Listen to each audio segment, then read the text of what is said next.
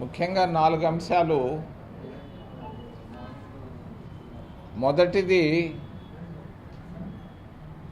3-in-1, రెండవది విశాఖ ఉక్కు factory, మూడవది ఉపాధి హామీ, నాలుగవది ఎస్సీలు ఓబీసీల స్థితిగతులు ఆంధ్రప్రదేశ్ రాష్ట్రంలో.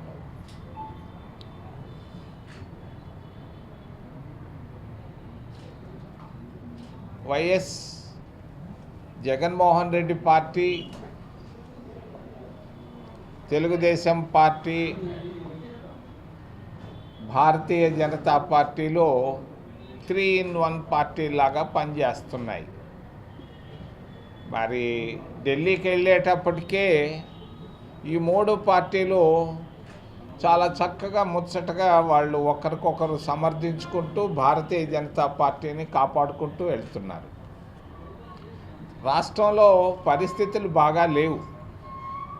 ఈ 2 ప్రాంతీయ పార్టీలు రాష్ట్ర ప్రయోజనాలు కాపాడలేకుండా పోతున్నాయి. వీళ్ళిద్దరూ బిలియనీర్లు అయిపోయారు. పేద కుటుంబాల్లో వచ్చినటువంటి చంద్రబాబు నాయుడు, పేద కుటుంబంలో నుంచి వచ్చినటువంటి జగన్మోహన్ రెడ్డిలు, వీళ్ళిద్దరూ బిలియనీర్లు అయిపోయారు. దేశంలో ఎంతోమంది ముఖ్యమంత్రులు ఉన్నారు. మరి Chandrababu Naidu richest chief minister ఇండియాలో, అదేవిధంగా జగన్మోహన్ రెడ్డి కూడా రిచెస్ట్ చీఫ్ మినిస్టరు ఇండియాలో. ఈ విధమైనటువంటి పరిస్థితుల్లో బిలియనీర్లు క్లబ్లో వీళ్ళు చేరిపోవడం గమనార్హం. మరి విశాఖ ఉక్కు ఫ్యాక్టరీ నేను 3 నెలల నాడు వచ్చినప్పుడు చంద్రబాబు నాయుడు గారికి తెలియజేశాను.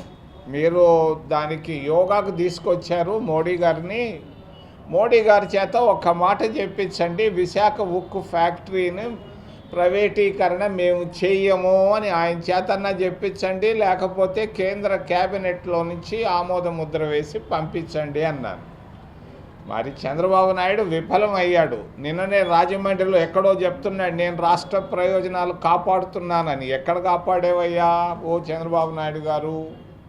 మీరు విఫలమయ్యారు రాష్ట్ర ప్రయోజనాలు కాపాడడంలో అని తెలియజేస్తూ ఉపాధి హామీ యూపీఏ ప్రభుత్వం ఏర్పాటైన తర్వాత లెఫ్ట్ పార్టీలు, కాంగ్రెస్ పార్టీ 2, సోనియా గాంధీ గారు, కామ్రేడ్ హరికిషన్ సింగ్ సుర్జిత్ గారుల మనసులో పుట్టినటువంటిదే ఉపాధి హామీ పథకం.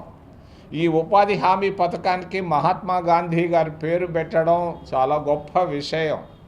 ఎందుకు ఈ ఉపాధి హామీ పథకాన్ని తీసుకొచ్చారు? నేను ఆ రోజుల్లో ఈ ఉపాధి హామీ బదులు ప్రతి ఒక్కరికి 2 బరిగుడ్లు పట్టిస్తే ప్రతి పేద కుటుంబం వాళ్ళు పాలు తాగుతారు, ఈ పాలుని అమ్ముకొని బ్రతుకుతారు అని అంటే ఒప్పుకోలేదు ఆ రోజు ప్రకాష్ కరాత్ గారు, సుర్జిత్ గారు. ఏమనంటే ఇది ముఖ్యంగా వ్యక్తిత్వాన్ని పెంచేదాని కొరకుగా, నిరుపేదల్లో వ్యక్తిత్వాన్ని పెంచేదాని కొరకుగా, అంతేకాదు భూస్వాముల క్రింద పనిచేసే విధంగా లేకుండా స్వతంత్రంగా నిరుపేదలు జీవించేదానికే తీసుకొచ్చినటువంటి కార్యక్రమం మరి జాతీయ ఉపాధి హామీ పథకం. ఈ పథకాన్ని భారతీయ జనతా పార్టీ మార్చేసింది. మళ్ళా ఈ నిరుపేదలను భూస్వాముల కిందకు తీసుకెళ్ళి మరి ఈ పథకాన్ని బలహీనం చేసే కుట్రల్లో మరి ఈరోజు భారతీయ జనతా పార్టీ ముందుకెళ్తా ఉంది. దీన్ని నేను ఖండిస్తున్నా. చివరిలో ఎస్సీల పరిస్థితి ఆంధ్రప్రదేశ్ రాష్ట్రంలో చాలా ధ్వానంగా ఉంది. ఎస్సీలకు ఇచ్చినటువంటి ఎస్సీ ఫైనాన్స్ కార్పొరేషన్ను కూడా మూసేశారు జగన్మోహన్ రెడ్డి, ఇటు చంద్రబాబు నాయుడు. మరి వెంటనే చంద్రబాబు నాయుడు గారు తెలియజేస్తున్నారు, రేపు రాబోయే బడ్జెట్లో ఎస్సీ ఫైనాన్స్ కార్పొరేషన్కి 1000 కోట్లు తప్పనిసరిగా కేటాయించాలని నేను డిమాండ్ చేస్తూ, ఓబీసీల పరిస్థితి కూడా అధ్వానంగా ఉంది. ఓబీసీలకు రిజర్వేషన్లు తీసుకొచ్చింది కాంగ్రెస్ పార్టీ. 27% భారత రాజ్యాంగాన్ని సవరణ చేసి మరి విద్యా విషయంలోనూ మరి ఉద్యోగాల విషయంలో 27% ఈరోజు వస్తున్నాయనంటే కాంగ్రెస్ పార్టీ వల్ల. ఈరోజు ఓబీసీల పరిస్థితి, ఎస్సీల పరిస్థితి, ఎస్టీల పరిస్థితి, మైనారిటీల పరిస్థితి అధోగతిలో ఉందని ఆంధ్రప్రదేశ్ రాష్ట్రం చాలా ఇబ్బందుల్లో ఉందని తెలియజేస్తూ ఏదైనా ప్రశ్నలు ఉంటే అడగమని మిమ్మల్ని చేతులెత్తి ప్రార్థిస్తున్నా.